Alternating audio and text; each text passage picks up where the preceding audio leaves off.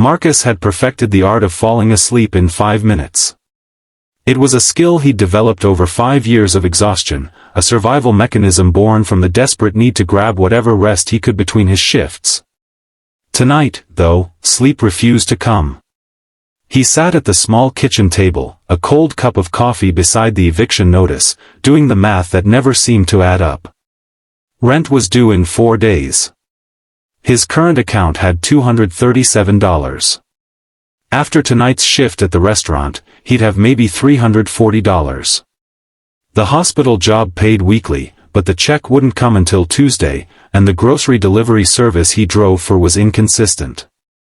Winter always meant fewer orders. He heard Sophie's soft snores from the bedroom they shared. She had her own small cot in the corner, draped with fairy lights she'd made from a craft project at school. When had he last told her he was proud of her? When had he last done anything with her besides make sure she had food and a place to sleep? The knock startled him. Marcus checked his phone, 11:47 p.m. Nobody visited at midnight on Christmas Eve. He stood slowly, his back aching from the double shift he'd just finished, and moved to the door. Through the peephole, he saw a woman in a long dark coat, her face framed by expensive-looking hair that fell in waves to her shoulders. He didn't recognize her. "Yes," he called through the door without opening it. "Marcus?" Her voice was soft, uncertain. "Marcus Webb?" His stomach tightened. Had something happened? Was this about Sophie? His mind spiraled through terrible possibilities as he unlocked the deadbolt and opened the door just enough to see her clearly. She was younger than he'd first thought, maybe mid-30s, with dark eyes that seemed to carry a weight he couldn't quite name. Something about her was vaguely familiar, though he was certain they'd never met. "Do I know you?" he asked carefully. She smiled, but it was sad, almost apologetic. "No. You don't. Can I come in? Just for a moment. I promise I'm not here to hurt you. I just needed to." She paused, seeming to gather courage. "I needed to see where you live. I needed to see if you were okay." Marcus's protective instincts flared. But something in her eyes, something desperate and genuine, made him step aside. She entered quickly, bringing the cold and the smell of expensive perfume into his modest apartment. She stood in the small living room, looking around carefully, taking in the worn furniture, the handmade decorations Sophie had placed around the room, the kitchen visible through the open doorway where that damning letter still sat on the table. "My name is Catherine Chen," she said quietly. "I'm the CEO of Webb Technologies." Marcus felt the room tilt slightly. Webb Technologies was one of the largest software development companies in the country. He'd never made the connection, it was the kind of massive corporation that meant nothing to someone like him. Then it clicked. His last name.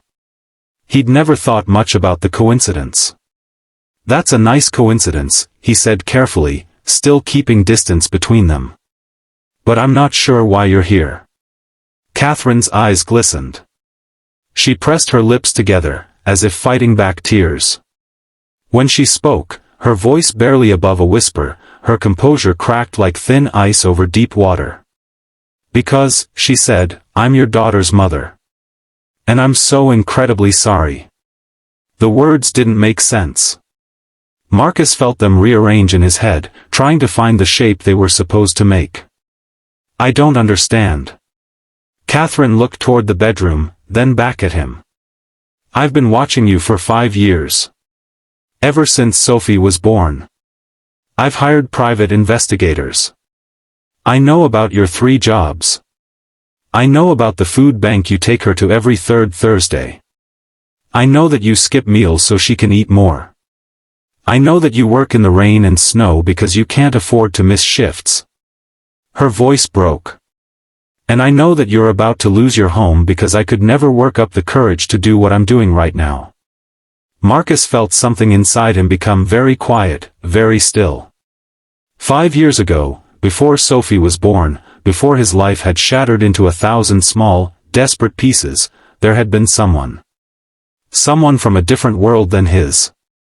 Someone he'd loved completely and desperately.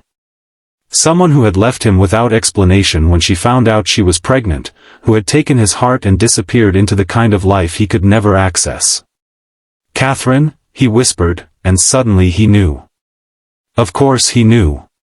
He saw Sophie's sharp chin in Catherine's face, Sophie's dark eyes, the determined set of her jaw. "I got scared," Catherine said, and the tears came then, rolling down her carefully made-up cheeks. "I was building my company. I was nobody, Marcus. I was this scrappy programmer with big dreams, and when I found out I was pregnant, I panicked. My family told me I was throwing my life away. My business partners said I'd lose credibility. I was young and stupid and ambitious, and instead of fighting for what I wanted, what we wanted, I ran." Marcus sat down heavily on the worn sofa. "You didn't even try to contact me when Sophie was born. She's 7 years old, Catherine." "I know." Catherine's voice rose, then she controlled it, aware that Sophie slept in the other room. "I know, and I've hated myself every single day since. I've watched her grow up through reports from the investigators. I've seen her school pictures. I saw her in that nativity play at school last week. My mother took me. Did you know she has the best laugh? Did you know she loves to draw, and that she's better at math than most kids her age? Did you know she asks about you all the time when she's with—" Catherine stopped, realizing what she'd been about to reveal. "With you?" Marcus finished, understanding flooding through him. "She visits you?" Catherine nodded miserably. 2 weekends a month. I've been paying for a woman to bring her to my building, and we spend time together. She doesn't know I'm her mother. I told her I was a friend of her, of the woman who was helping to look after her. I've been so cowardly, Marcus. So selfish." Marcus stood abruptly, anger rising in him like a tide. "You've been seeing my daughter? Spending time with her? And you didn't tell her the truth?" "I wanted to," Catherine said desperately. "I've wanted to 1,000 times. But I was afraid. Afraid you'd have me arrested for some kind of custody violation. Afraid Sophie would hate me for not being there.